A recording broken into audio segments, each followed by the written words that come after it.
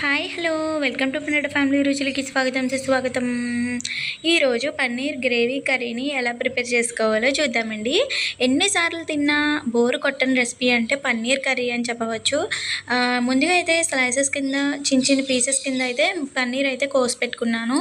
ఒక పెద్ద mixie jar తీసుకుని అందులోకి సగం కట్ చేసుకున్న ఉల్లిపాయలను అయితే వేసుకుంటున్నానండి.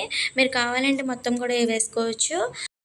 2 టమాటాలను కూడా కట్ చేసుకుని పెట్టుకున్నానండి. అవి కూడా మిక్సీ జార్లోకి వేసుకుందాము. అలాగే 2 పచ్చిమిర్చిని కూడా వేసుకుందాము. ఇవన్నీ ఏంటంటే మీరు మామూలుగా కూడా వేసుకోవచ్చు. పేస్ట్ అయితే మనకి గ్రేవీ బాగా వస్తుంది కదా అని చెప్పేసి నేను ఇక్కడ పేస్ట్ చేసుకుంటున్నాను. ఇంకా పంటకైతే ఇంకేం తగలవు కదా అందుకని. ఇంకా వెల్లుల్లిపాయలు పొట్టు తీసేసిన వెల్లుల్లిపాయలు అయితే వేసుకుంటున్నాను. అలాగే అల్లంకి కూడా పొట్టు తీసేసి ముక్కల కింద కోసుకున్నాను అనమాట. అవి కూడా వేసేసుకుని అలాగే జీడిపప్పు 7-8 దాకా వేసుకుంటున్నాను అనమాట. చాలా బాగుంటుంది అలా వేసుకోవడంతో. అలాగే ధనియాలు కూడా వేసుకున్నాను.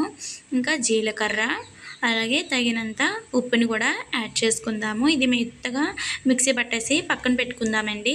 ఈ లోపల మరొక బాండీ పెట్టుకొని అందులోకి ఆయిల్ వేసుకుని మనం చిన్న చిన్న ముక్కల కింద చేసుకున్న పన్నీర్ పీసెస్ని కొద్దిగా అలాగా మొత్తాన్ని వేసేసుకుని వేగించుకోవాలన్నమాట. వేసిన వెంటనే కదపకుండా ఒక 2 మినిట్స్ అలా ఉంచిన తర్వాత కదుపుకుంటే మీకు బాగా ముక్క అనేది ఇరగకుండా పర్ఫెక్ట్గా వస్తుందన్నమాట. సో ఈ విధంగా వేగించుకొని తీసేసుకోవాలి. అదే బాండీలోకి జీడిపప్పును అయితే వేసుకున్నానమాట. ఇంకా ఆనియన్స్ ముక్కలు కూడా మిగిలినవి ఉన్నాయి కదా అవి కూడా వేసేసుకొని వేగించుకోవాలి. ఈ బాండీని పక్కన పెట్టేసుకుందాము. మరొక బాండీ తీసుకుని అందులోకి ఆయిల్ వేసుకుని మనం ముందుగా పేస్ట్ ఆడుకున్నాం కదా ఆ మిశ్రమాన్ని ఇందులోకి వేసేసుకొని ఆయిల్ అనేది పచ్చివాసన పోయేదాకా వేగించుకోవాలి. ఈ కర్రీకి కాజు అనేది ఎక్కువ తీసుకుంటే చాలా బాగుంటుంది అనమాట. అందుకని నేను ఎక్కువ తీసుకున్నాను. అక్కడక్కడ తగులుతూ చాలా బాగుంటుంది కదా. ఇందాక మనం వేగించుకోబెట్టుకున్న జీడిపప్పు ఉల్లిపాయలను కూడా ఇందులోకి వేసేసుకొని కొద్దిగా వాటర్ పోసుకొని ఒకసారి బాగా కలిపేసుకుందాము. ఒకసారి బాగా కలిపేసిన తర్వాత ఇప్పుడు ఇందులోకి సాల్ట్ ఏమైనా తక్కువ అయితే వేసుకోవాలి. అప్పుడు మనం ముందుగా పెట్టుకున్న పన్నీర్ ముక్కలు ఉన్నాయి కదా ఇవి కూడా ఇందులోకి వేసేసుకోవాలన్నమాట.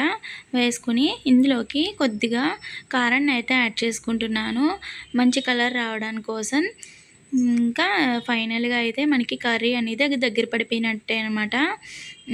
ఇంకా ఈ విధంగా అయితే సర్వింగ్ బౌల్లోకి సర్వ్ చేసేసుకోవడమేనండి. ఈ కర్రీ చాలా బాగుంటుంది. అన్నంలోకైనా చపాతీలోకైనా కూడా చాలా బాగుంటుంది. ఎవరికి బోర్ కొట్టదనమాట ఈ కర్రీ. నచ్చిందా మీకు కూడా? నచ్చితే లైక్ చేసేయండి, ఫాలో చేసేయండి.